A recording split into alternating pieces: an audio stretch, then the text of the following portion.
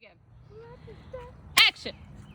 When the day of Pentecost had come, they were all together in one place. And suddenly from heaven there came a sound like the rush of a violent wind, and it filled the entire house where they were sitting. Divided tongues, as of on fire, appeared among them, and a tongue rested on each of them. All of them were filled with the Holy Spirit and began to speak in other languages, as the Spirit gave them ability. Now there were devout Jews from every nation under heaven living in Jerusalem. And at this sound the crowd gathered and was bewildered, because each one heard them speaking in the native language of each. Amazed and astonished, they asked, "Are not all these who are speaking Galileans? And how is it that we hear, each of us, in our own native language?" All were amazed and perplexed, saying to one another, "What does this mean?"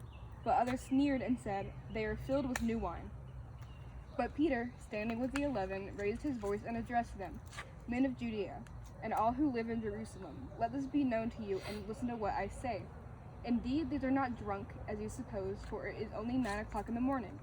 No, this is what was spoken through the prophet Joel. In the last days it will be, God declares, that I will pour out my Spirit upon all flesh, and your sons and your daughters shall prophesy, and your men shall see visions, and your old men shall dream dreams.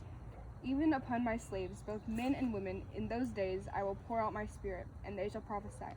And I will show portents in the heaven above, and signs on the earth below, blood and fire and smoky mist. The sun shall be turned to darkness, and the moon to blood, before the coming of the Lord's great and glorious day. Then everyone who calls on the name of the Lord shall be saved."